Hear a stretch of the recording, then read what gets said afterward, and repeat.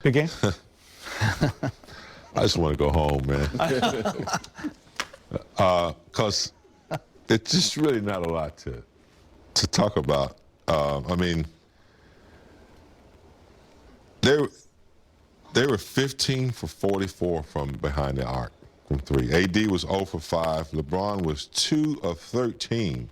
And that's all they shot going down the stretch was threes, whereas Monk was 4 of 7 for 3. We don't involve enough people. LeBron is great, and I love to see the ball in his hand. But if that's all we're going to do is stand around and shoot threes, he's a good three-point shooter. We got to do more than that. That's not team basketball. What we witnessed, whatever, those last 3 overtimes, that is not team basketball. That is, we're going to take our elite players, hope we hit some threes, forget about Monk, forget about other guys who can create. Where's your playbook? This can't be it down the stretch, because this is not a winning formula, okay? If you're just gonna shoot threes and try to win games that way, when you have proven that you have plays that you can execute down the stretch. Standing around and just no movement is easy to defend, very easy, unless you got a really hot player like Sacramento did with Fox. Yep. And he didn't hit only threes, he navigated a little bit. So they got to do some soul searching now. I mean, I still think there are ways out, but my God, I mean, coming home, losing to the Sacramento team without 2 starters, the team is not playing that great. Forget about Thanksgiving, that's no excuse. We all are full turkey. But man, they were full of something else tonight, Brez. I don't know what. Welcome back. If you haven't already, definitely hit that like button, hit the subscribe, and also hit that notification bell. I really appreciate it. Oh man, I want to talk about James Worthy, one of the legends from the Lakers. He was LeBron James before LeBron James, and I mean by height, and he was the #1 draft pick in 1982. And he's very upset about the way the Lakers are playing now. Now they have all these superstars on the team like Anthony Davis, Dwight Howard, which is playing off the bench, and Russell Westbrook. And they're not playing well. They have LeBron James as well. They have Rondo. They have all these old legends. They're actually one of the oldest teams in the NBA. The team is not playing well, and a lot of Laker fans are not worried about it because they're saying this is the beginning of the year, and most players and most teams do not play until Christmas. That's when people will start playing. Now, I disagree, because you have to get some type of chemistry. You can't wait till the last minute. It's like NFL. NFL, they use preseason games to get ready because they have, about 16 to 18 games in the regular season, and every game matters. In the NBA, every game matters. I don't care if you play an 82-game season or not. It's because if you're a dominant team, you have to set the precedence. You have to set fear in these guys' minds.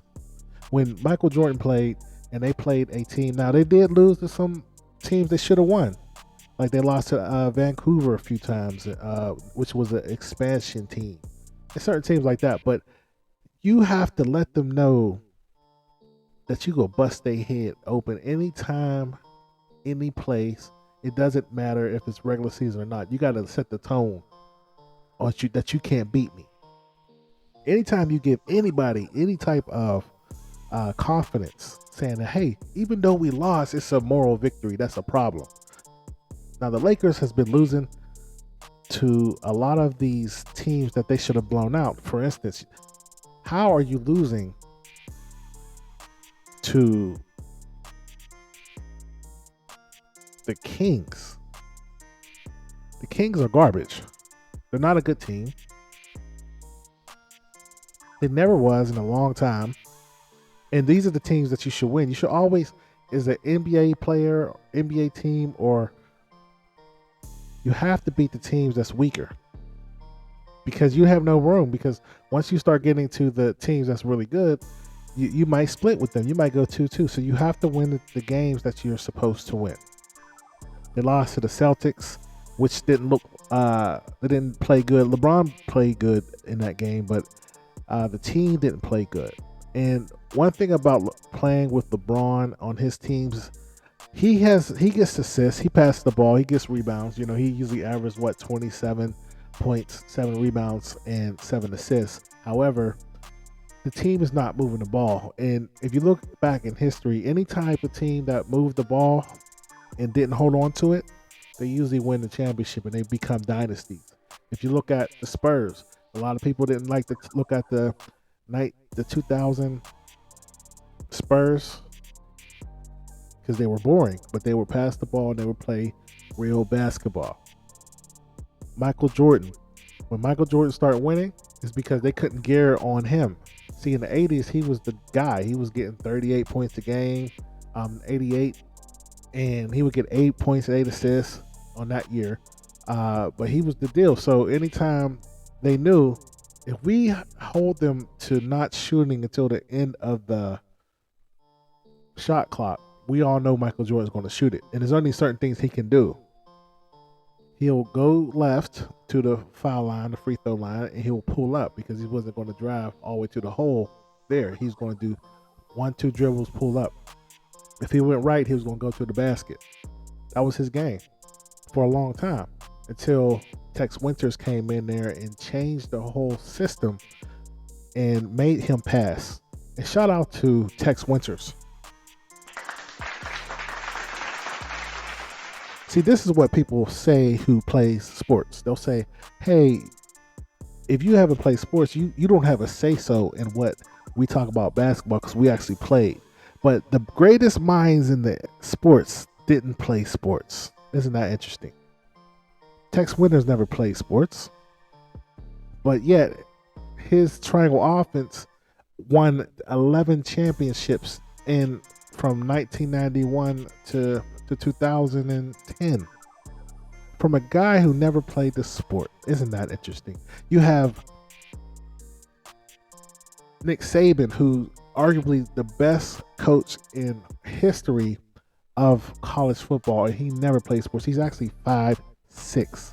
Then you have Bill Belichick, who did very well before Brady. A lot of people don't know this, but when he was an offensive coordinator for the New York Giants, he won 2 championships there under Parcells. Then he went to Cleveland and turned them around, and that's the team that we see today, which was the Baltimore Ravens. So, yeah. But with the Lakers, they are not playing team basketball. And yeah, it may take a while for them to get it together. However, it's the system. Because you have to do the system. They're not playing system basketball. They're slow on defense. They can't play the pick and roll. A lot of these quick athletes are destroying them. And all they're doing is putting LeBron James in pick and rolls, and they're putting Anthony Davis and Carmelo Anthony in these pick and roll situations. They're destroying them. And then you have LeBron James. Why are you shooting all these threes? Case in point, when they played Sacramento Kings, he shot 2 for 13. So are you meaning to tell me you're going to try to shoot as much threes as when you play Golden State, the teams that actually can shoot threes, or Portland? There are teams who can really shoot threes. So why are you competing with that? You are a big team. And for Anthony Davis, can you play like a center? You're so scared to play in center. You are the longest dude on the team, and you want to play at the 3-point line. Oh, that would piss me off. You can't really shoot threes like that. Go down low and destroy. They can't stop you down there. You're too long. You if you miss a shot, you're going to tip it back in. And Russell Westbrook, he can't shoot. and y'all trying to play the shooting game. Get to the hole, score the basket. And for all those people say, it's early. Well, guess what? If they don't fix it now, they're probably going to lose a coach. That's what happens. See, Luke Walton just got fired from Sacramento Kings. So why didn't they use that same logic and say, well, nobody plays until February?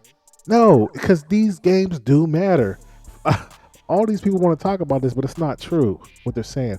And the LA Lakers don't have chemistry, and I definitely agree with James Worthy on this. Tell me, do you agree with what I'm saying, or do you disagree with what I'm saying? Definitely hit that subscribe, hit that like button, also hit that notification bell, and leave a comment. Tell me what you think. And with that, I'll see you on the next video.